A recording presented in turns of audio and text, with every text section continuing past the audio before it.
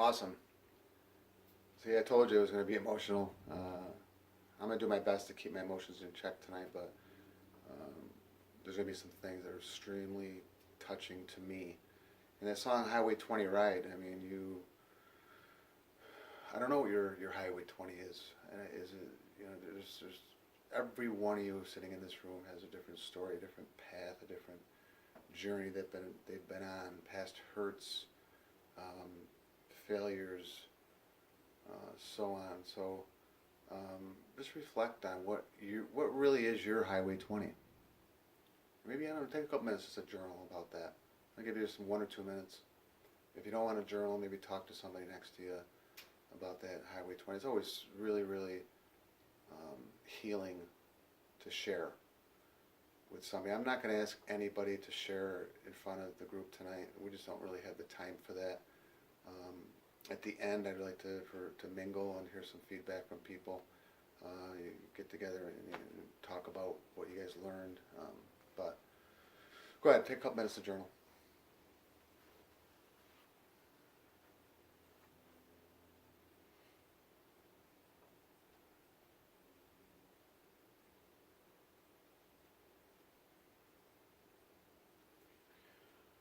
All right, cool.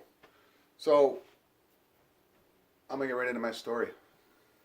I'm gonna get into the story, and I'm not gonna get into my whole story. Obviously, we'd be here for weeks, maybe months. But throughout my future seminars and classes and motivational speeches and books and blogs and whatever I may do in the future, you'll hear my entire story. Tonight, you're gonna have bits and pieces of it. So as far back as I can remember is I'm going to take you as a 5-year-old little boy, and I grew up in Fulton Avenue in the city, and I was a rambunctious, energetic, labeled hyper, actually is the correct word. I was labeled hyper, my parents tell me. So much to the fact where they said ants in my pants. I would climb the walls. I would jump on furniture. I would start running from the time I got out of bed, and I wouldn't stop running until I went to sleep.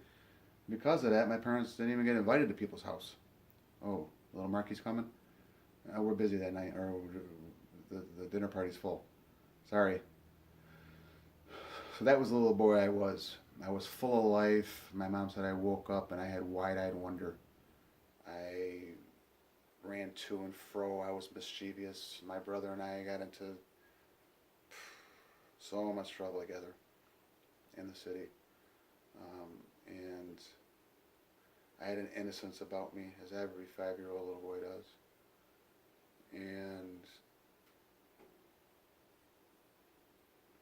one day in a neighbor's basement, that little boy's innocence was taken from him. Prematurely. Something was stolen that should have never been stolen from a person. I'm not going to get into what that was. I'm sure you can assume, but at a future date and time, and I'll be getting into that full story. But I'm just trying to give you a timeline of where I came from and what started me on the path that I would go on throughout my younger years, right into my teenage years.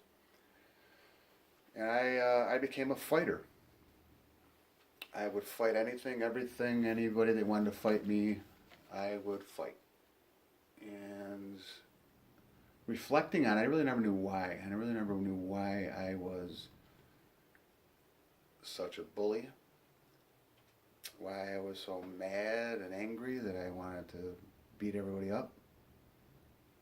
But I did. I was a bully. In fact, I remember a story. I remember it like it was yesterday. I was out in the yard, and we by that time we'd moved to Brockport, and we were living on Monroe Orleans County Line Road out in the country, on a 1 acre, 2 acre piece of property, surrounded by fields, exactly what I needed to be in, so I can just get rid of some of my energy. And I was crying my eyes out in the yard, and I think I was maybe 4th or 5th grade at the time, and I think it was 5th grade, in fact. And I'm crying, just crying, and my mother comes out and says, "Mark, why are you crying?"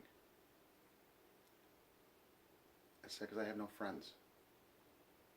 She said, what do you mean you have no friends? You're a nice guy. Everybody likes you. You're always... I know, but I beat them all up. And I did. I would punch people for fun. And I was a little bigger than most kids my age. For whatever reason, I was a little bigger, a little stronger, a little faster. And I used that as a thing of power. I had power. Because of what was taken from me in that basement, I had to show strength. I had to show that nobody would ever take advantage of me, and had to show that I was better. I refused to lose. I was driven to succeed from my grades. I was labeled overachiever. To sports, I stopped at nothing to be great. So these fighting years of mine, I joined basketball in fifth grade. Joined basketball in fifth grade, and I fought on the basketball court. I love to fight. Anybody that pushed me, elbowed me, nudged me, I would punch them. Kicked out of the basketball game. Kicked out the team. Next year, go back out for basketball, and same exact thing happens because I was just a fighter. That's what I like to do. I enjoyed fighting. I was one of those kids that would, if my brother was in the room today, he would tell you that I was one of the kids that just loved to just come at you, come at you, come at you, come at you, come at you, until you would fight with me. And my brother was not a fighter. My brother didn't want to fight, but when I would just egg him on, and egg him on, egg him on, finally he would just beat the crap out of me. And I loved it. The harder he hit me, the more I laughed. I was sick. I had a little weird. I mean, you guys think I'm crazy now. I was crazy back then too.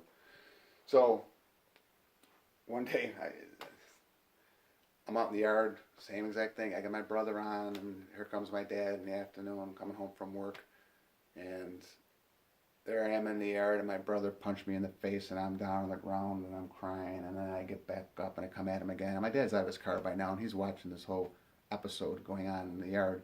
My brother, boom, in the face again. I'm down on the ground again. And I'm kind of looking at my dad to maybe come rescue me. Come help me out here, Dad. I'm getting pounded on.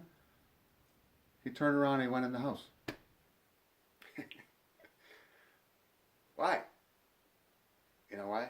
Because he knew I deserved it. He knew I asked for it. And he was correct. He was 100% correct. I did. So, in my 6th grade year of basketball, the wrestling coach for the school I went to was there in attendance. And through yet another fight, after the game, he told the coach, he said, listen, I think that this Camilleri kid is in the wrong sport. I think we need to get him in wrestling. So, 7th grade, that's what I did. I found my sport where I can go out and beat the crap out of people on a mat and not get in trouble for it. It was perfect. So my desire to succeed in that sport was overwhelming. I threw myself 100% into that sport. I lived it, ate it, slept it, breathed it. I wore my wrestling shoes everywhere. I wanted to be the best wrestler ever. And I was driven.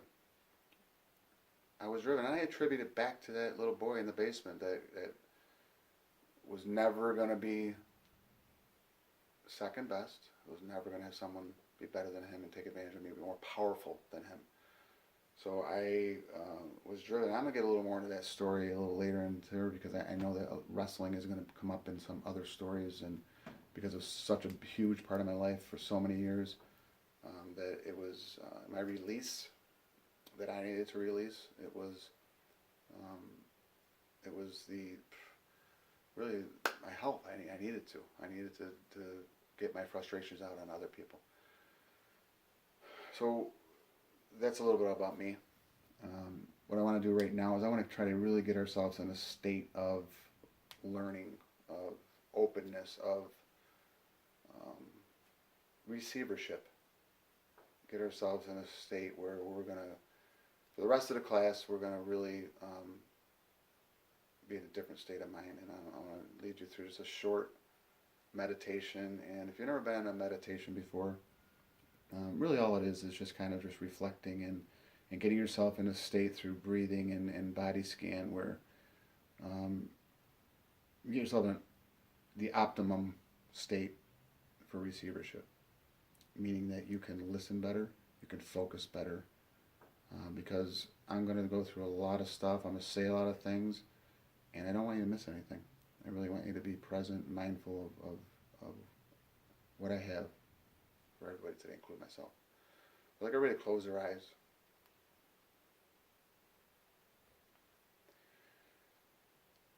And I want you to start with your breath. Just notice your breath. Pay attention as you breathe in. And pay attention as you breathe out. And just kind of control in through your nose. Slowly exhale through your mouth. And what this does is it calms our body. It kind of gets us out of our head. Reduces the mind chatter. And it's extremely good practice to do, at least for a few minutes a day, when you kind of, whether it's just you start your morning or whether it's at the end of the day where you just need to de-stress and kind of get in your own little quiet place and happy place. And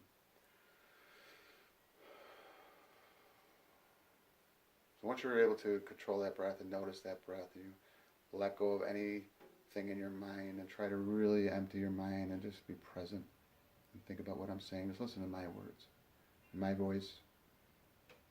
And I want you to start at the top of your head. And I really want to just release the skin in your head. Any tension you may be holding in the back of your head, kind of let it just drop. Focus on your forehead, skin on your forehead. Is it tight? Are you squinting, holding your eyes where you're holding some, maybe even just massage it a little bit where it's relaxed. We're trying to get in a state of relaxation here. And then quickly we're going to move right down our body. We're going to go right to our eyes. Relax your eyelids. To your cheeks. Relax your cheeks, your mouth. Don't grit your teeth. Kind of hold your tongue, just relax and just let it fall on the bottom of your mouth.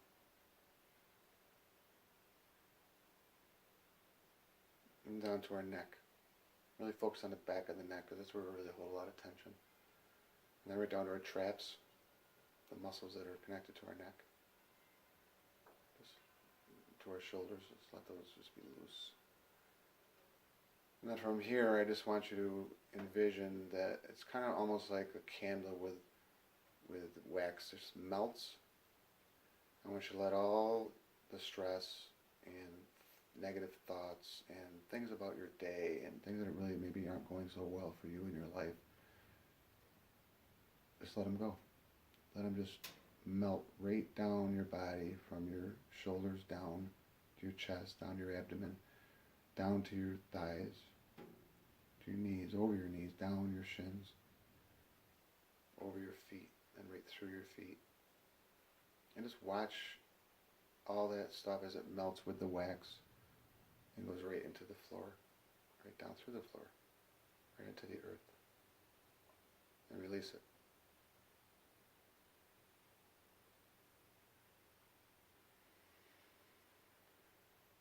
Alright, now I want everybody to really just kind of go on a quick journey with me. I want you to envision in your mind's eye, in your head, I want you to get a picture of what you think is the greatest version of yourself. The best person that you could possibly think about being. Not the person you are today, not the person you were back then. Who you aspire to be, who that person looks like once you've accomplished all your goals and dreams, once you've arrived in your own mind. Once you've reached success, and whatever success means to you, it looks like to you,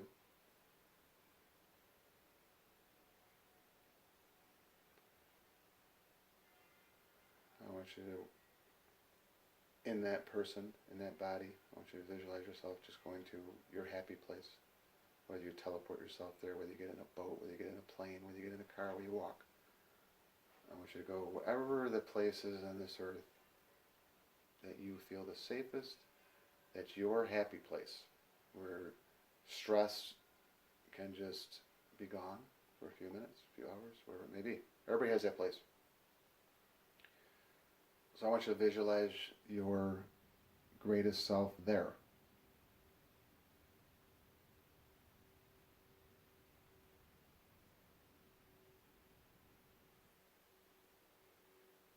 And once you're there, I really want you to feel, and try your best here. I know that this is kind of odd for some people that have never done this, but I promise you that with practice, you will get really good at it.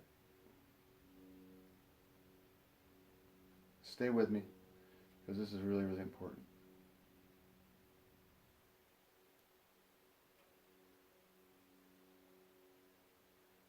I want you to feel, wherever space you're in, and if there's wind, I want you to feel the wind on you. If there's maybe a stream nearby, I want you to hear that stream, just kind of listen to it, or whatever it is that's nearby. If your ideal place is New York City, and then hear the taxi horns beeping, I don't know.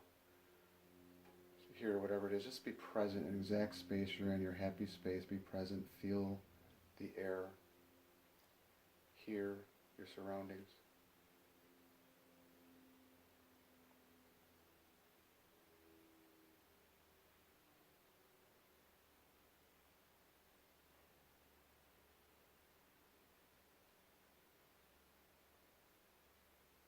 Really feel it.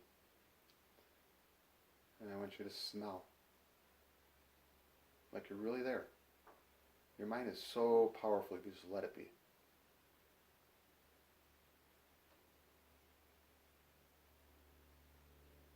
What smells are you smelling?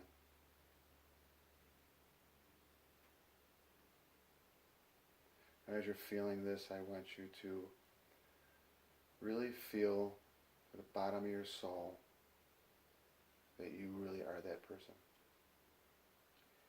And in feeling that, I want you to feel what it would be like. How happy would you be? Would you be smiling ear to ear? Would you have a hop in your step?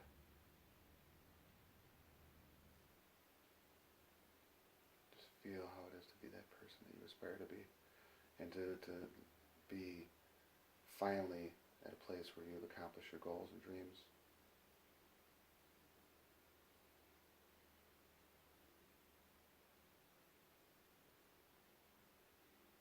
In a few moments we're going to open our eyes, and I ask of you the best that you can. I want you to come to the rest of this seminar as that person. I want you to listen with a different attitude, a different perception. I want you to learn. I want you to be open as the greatest version of yourself. That you know it. The person that you know that you want to become. Bring that person to the rest of the class.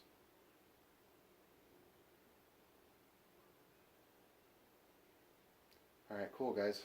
That was fun.